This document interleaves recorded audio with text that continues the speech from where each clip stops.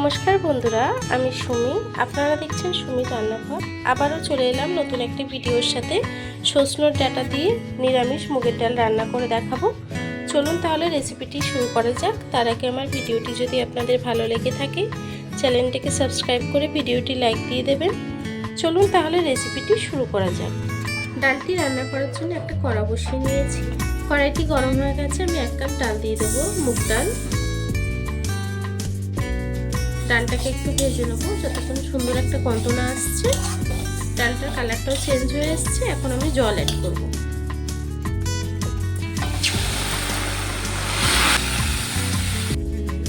ডালটাকে আমি সিদ্ধ হতে দেব। ডালটা ফুটে গেছে। এখন আমি ডাঁটাটাকে দিয়ে দেব।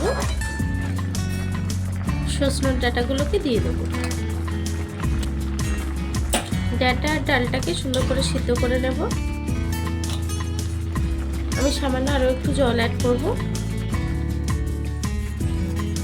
ডালটা সিদ্ধ হয়ে এসছে। ডাল আর ডাঁটাটা কিন্তু সিদ্ধ হয়ে এসছে। এখন দিয়ে দেবো কাঁচা লঙ্কা। আমি 4টে কাঁচা লঙ্কা দিয়ে দিলাম। দিয়ে ডালটাকে একটু ঘুটে নেব।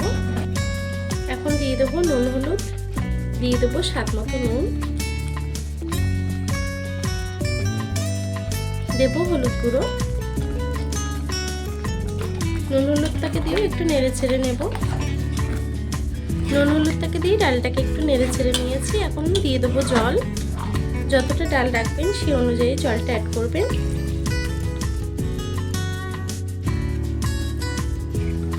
জলটাকে দিয়ে একটু নেড়ে ছেড়ে আমি কিছুক্ষণ রান্না করে নেব।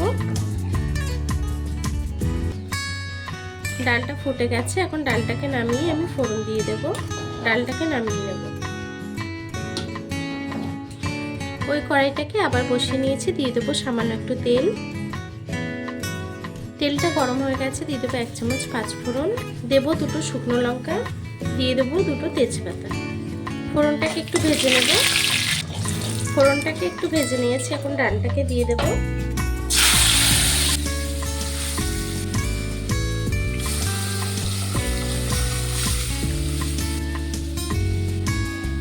ডালটাকে দিয়ে একটু নেড়ে ছেড়ে আমি আরো কিছুক্ষণ রান্না করে নেব।